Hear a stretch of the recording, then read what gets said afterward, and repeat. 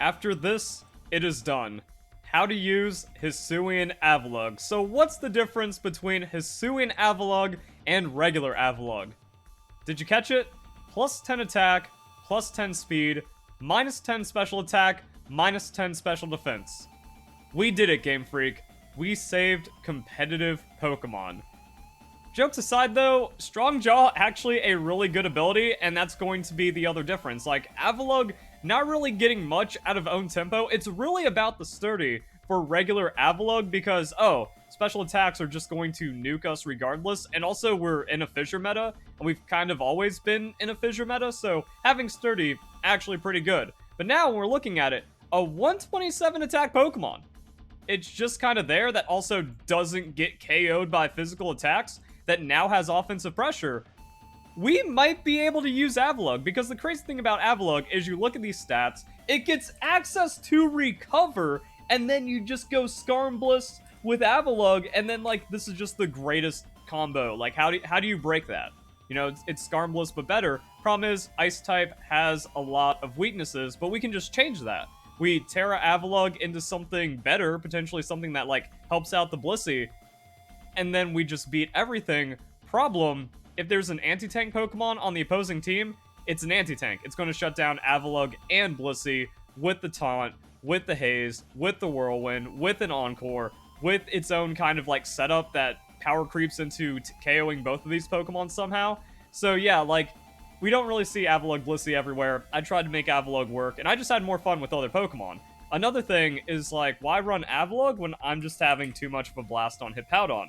And going back to Generation 6, Coffee Table was one of the OG guides that helped launch this channel, but also, I just liked using Avalugg, and then one of my fans early on went, yo, why don't you use Hippo? It's better Snorlax. What blasphemy is this? That there's a better Snorlax out there. Oh, it turns out, yeah, like, you just go stockpile, and then it has the slack off, and then you can just kind of do whatever you want and win the game, and Fissure's pretty cool.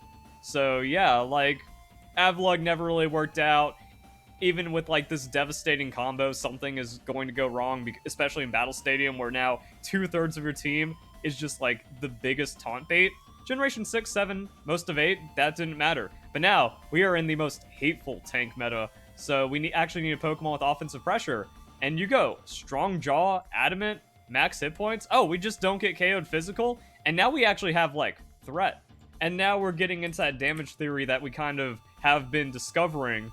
Even though it's always existed in Pokemon, there really weren't too many good examples of Pokemon that could just go Choice Band, Choice Specs, and then break down everything with one-hit KOs. Like, Banded Wall Breaking, yeah, that was a thing, but for some reason never really got this application that we're seeing now and the reliability to where a Pokemon like Lamora is kind of insane, and we just apply that theory to other Pokemon, like, oh, we just win. Now, we will have to Terrastallize this Pokemon, because my goodness, that is one of the worst types we've ever seen. 2 4x weaknesses, 6 weaknesses total. Yeah, what else are you going to expect from Ice and Rock?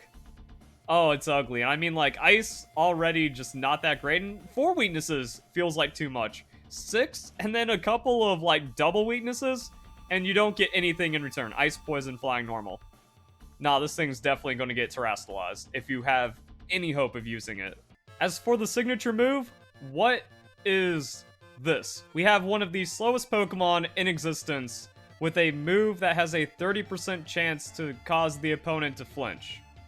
Now, 100 base power, 85 accuracy, I guess there's like some kind of damage calculation here, but you're not really going to be getting that. Trick Room's a thing, but Trick Room strats, pretty niche, generally doubles only, and is this the Pokemon that you want to get on your Trick Room team, especially with a 15% chance to miss? I mean, Icicle Crash already carries its own, like, shenanigans, and we don't even get the Icicle Crash. That's kind of weird. I mean, Avalugg gets the Icicle Crash, but 15 more power for 5% less accuracy when the base is also imperfect. Alright, it's just power crept Icicle Crash on the, whatever, Mountain Gale. But do we really get any usage out of it? Not really. Also, weird thing is, Ice Fang is effectively going to 50% into the same amount of damage, but Ice Fang is pretty weak, even with the Strong Jaw, even with all the comboing, so we're going to see how that plays out. What else do we get? Crunch. Do we have the Jaw Lock? We We're all jaw. How do we not lock it? I don't know. But at least we have crunch. And then, my goodness, our coverage is terrible and doesn't really make too much sense. I'm guessing Heavy Slam is going to be better than the Iron Head. Again, since we're not flinching, just damage on top of damage is going to be it. Earthquake is good. Body Press is good. I guess that means we're going to have to see what works here the best. Alright, so Ice, Dark, Steel, going to have 34 not very effective hits. We splash in the ground. Perfect coverage. We splash in the fighting. Perfect coverage. What's Ice Fighting Dark? That's going to be 4. So yeah, any combination, I guess, depending on the meta. But a big thing is, like, Fighting Dark, going to cover for a lot, and then we have Stab, so that's going to be pretty good, and we start running out of moves. I'm trying to think here, like, why do we have Rock when there's no Rock-type move that works with Strong Jaw? How is that not the signature move? Why do we get slightly better Icicle Crash instead of, like, some kind of rock-biting move? I guess it doesn't matter because we have to Terra off of this awful typing, and Mono Terra Rock really isn't a thing. So, yeah, we can run whatever. But now let's go and see what happens with the damage. So we throw down the Ice Fang, we have the ability Strong Jaw, we go Choice Band, and we just kind of build up this Pokemon into all of the pieces.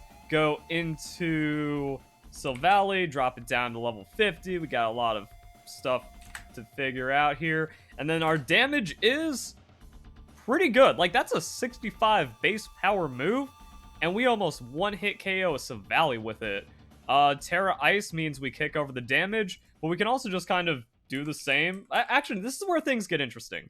So let's go Crunch, and then let's transition Crunch into that, and that puts us at 101. So we just become like Dark 80 with all of this extra stuff going on, compared to if we had the Ice for 110. I mean, the math makes sense, but it doesn't really feel like the math makes sense, because this is going to be 2x, so 130. This is going to be 1.5x, so 120. I guess it's just one of those things. You think about the punch moves, you think about the fang moves, and the base power is so low it can't be salvaged, but actually, Terra Ice is going to salvage it, but that's just a bad typing. Like, we don't want those vulnerabilities. Terra Dark, just Mono Dark is going to be good, and then we still have, like, damage around, and then we have our super effective hits, and again, we clean it up with the rest of the coverage. Now let's see how this actually plays out in practice. So Body Press is going to not be as insane as you might think, because max invested 127 is pretty much the same as uninvested 184. So we actually lose Stab, and we lose the Strong Jaw, so a super effective Body Press less than our neutral Crunch. Our neutral Crunch into a 115.92 has a higher chance to KO than not KO, and it's onto something like Baxcalibur. Now we're doing this because we are the bulkiest anti-physical Pokemon, and a Banded Glaive Rush is a 2-hit KO. So this is going to be some of the highest damage possible.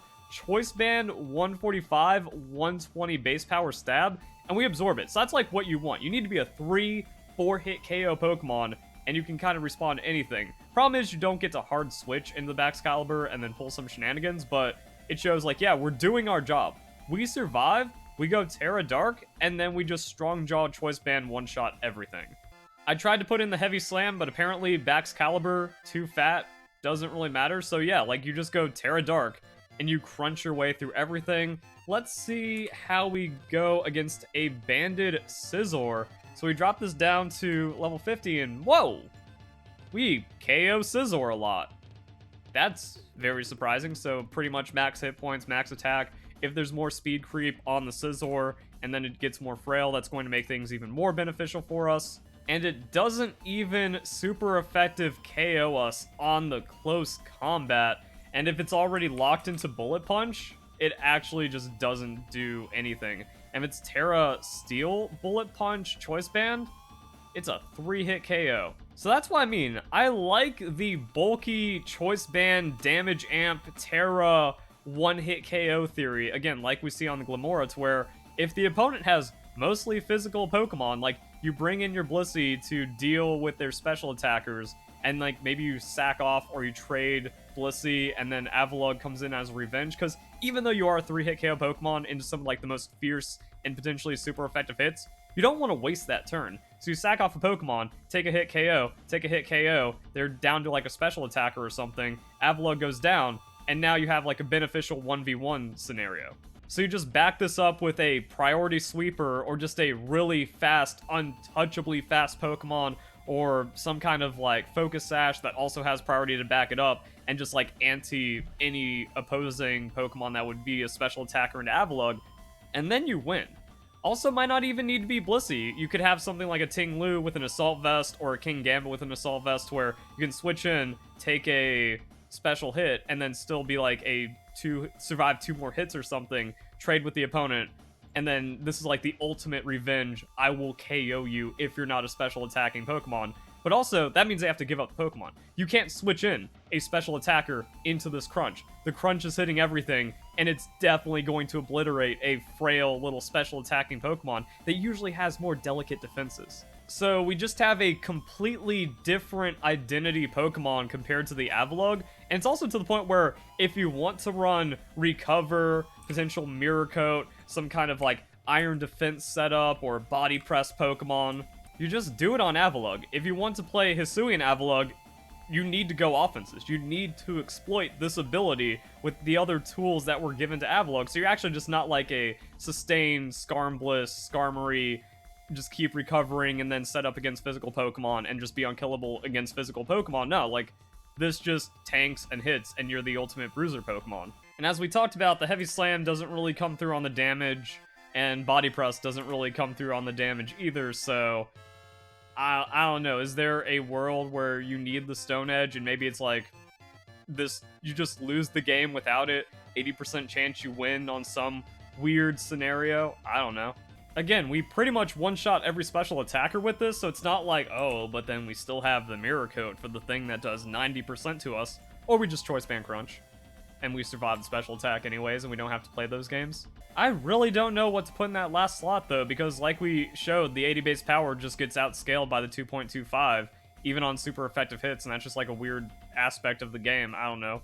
Body Slam, 30% chance to paralyze, 25% chance for full paralysis on some situation where Avalugg's coming in and not banded into anything, and like you just have to do it to him.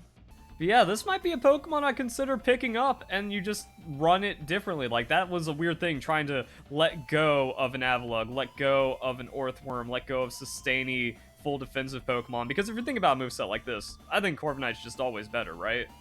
Or usually, mostly always better. So, but then you get into the same problem. Like, a Pokemon that stops Body Press, like a Ghost type, or just some kind of other weird setup Pokemon you find yourself against, that's going to stop everything. So you can just kind of run whatever, but letting go of those Pokemon on the team just kind of feels awkward. With this, yeah, you just splash this in and you just body everything. And it means I don't have to give up the Assault Vest that I have on my King Gambit, so we're just winning.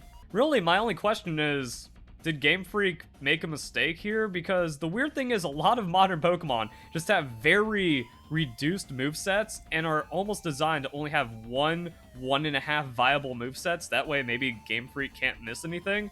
But I think they missed here because they put Mountain Gale, doesn't have any interactions, and then it's just an Avalugg with 50% more damage. And apparently you just ban that and then you survive everything and win. I don't know. It's weird, but it's a fun looking Pokemon. So guys, enjoy the video. Hope you all have a nice day. Thank you very much. Avalanche Blast? Just for that more damage, because this is more damage? I don't know. Later, guys.